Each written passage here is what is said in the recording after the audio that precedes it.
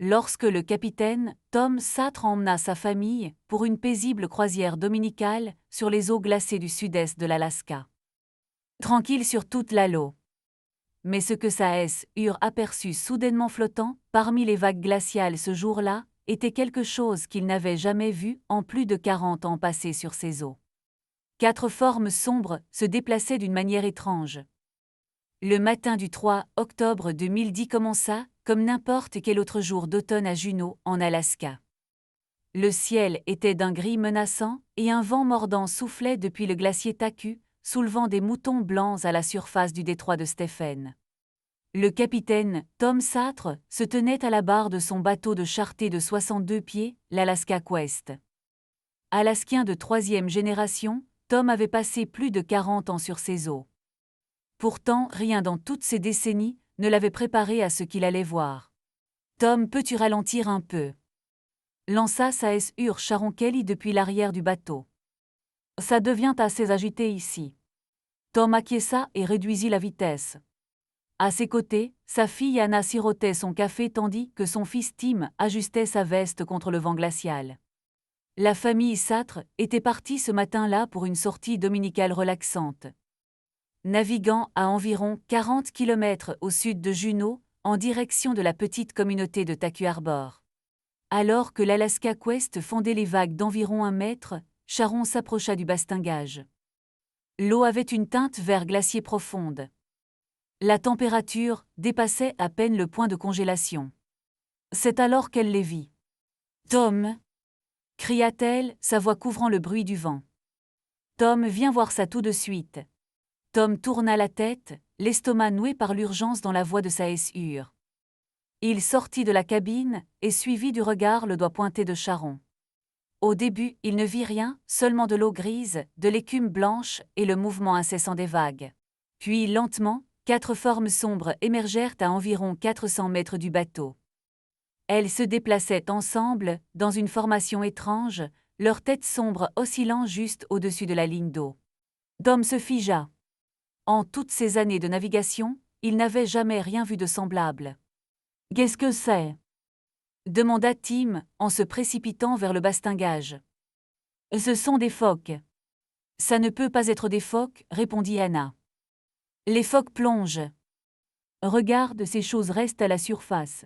Peut-être des loutres de mer. » suggéra Sharon. Mais même en prononçant ces mots, elle savait que ces silhouettes étaient trop grandes, trop éloignées du rivage et trop étranges. « Non, dit lentement Tom.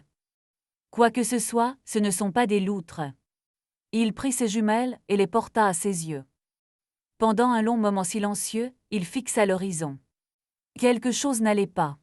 Les formes étaient trop hautes au-dessus de l'eau. Leurs proportions semblaient incorrectes.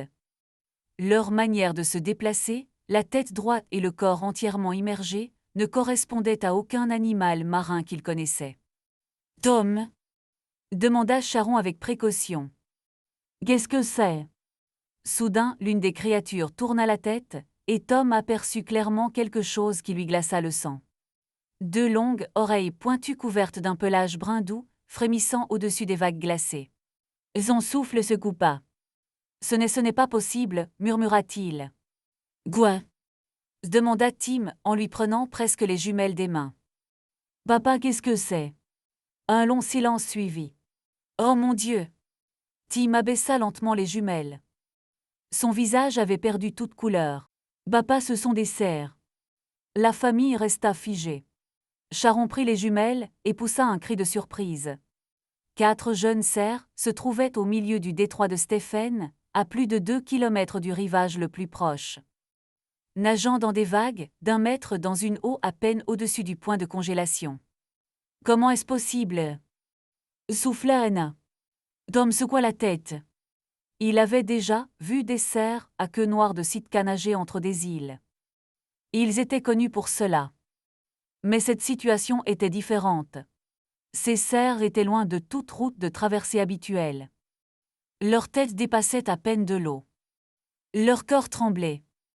Certains avaient de l'écume à la bouche. Ils étaient en train de se noyer. « Quelque chose s'est très mal passé, » dit Tom gravement. « Peut-être qu'un loup les a poursuivis jusqu'à l'eau. » Peut-être qu'un courant les a entraînés au large. Mais ils ne survivront pas si nous ne faisons rien. Il accéléra et dirigea l'Alaska Quest vers les animaux en détresse.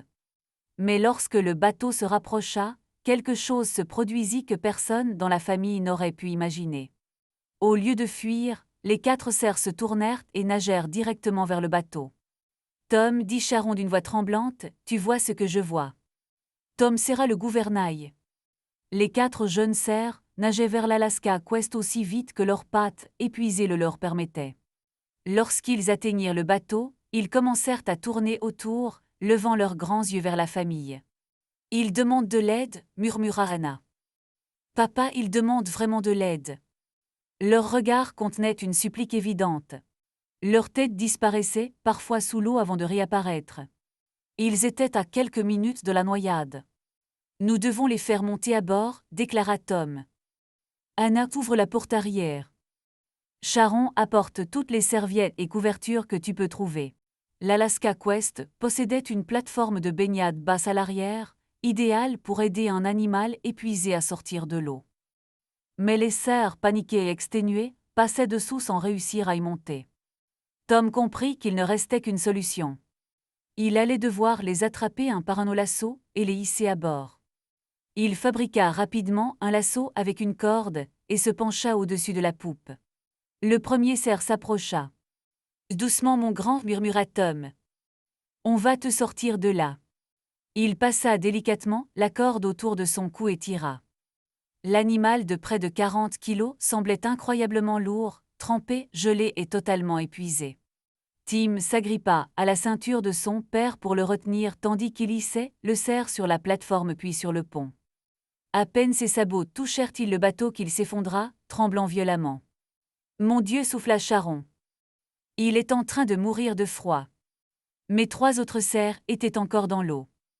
Tom continua. Un par un, il les hissait à bord. À chaque sauvetage, ses bras brûlaient davantage. À chaque sauvetage, les animaux étaient dans un état plus critique. Lorsque le 4e et plus petit cerf fut enfin à bord, ses mains étaient engourdies et ses vêtements détrempés. Mais il avait réussi. Les 4 cerfs étaient sauvés. Ils restaient allongés sur le pont, tremblants, sans tenter de fuir ni de se défendre. Ils semblaient avoir entièrement confié leur sort aux humains qui venaient de leur sauver la vie. En toutes mes années sur ces eaux, dit Tom doucement, je n'ai jamais vu quelque chose comme ça. Mais le sauvetage n'était pas terminé. Les animaux souffraient d'une telle hypoxémie qu'ils ne pouvaient même pas relever la tête. Le plus grand des cerfs était dans un état particulièrement grave. Tom s'agenouilla près de lui et commença à lui masser la poitrine et les épaules pour relancer la circulation. Pendant près de 20 minutes, il s'occupa uniquement de ce cerf tandis que Charon et Anna recouvraient les autres de serviettes. « Allez, mon grand. Tiens bon. » Peu à peu, sa respiration se stabilisa. Ses tremblements diminuèrent. Ses yeux s'ouvrirent davantage. Plus tard, Tom dira que le regard de cet animal fut l'un des moments les plus extraordinaires de sa vie. Comme si le cerf comprenait exactement ce qui venait d'être fait pour lui. Tachus Harbor était encore à près d'1 heure de navigation. Tom reprit les barres. À mesure que le faible soleil alaskien perçait les nuages, les cerfs se réchauffaient et retrouvaient progressivement leur force. Lorsque le bateau arriva finalement dans les eaux calmes du port, 3 des 4 animaux tenaient déjà debout sur leurs pattes tremblantes.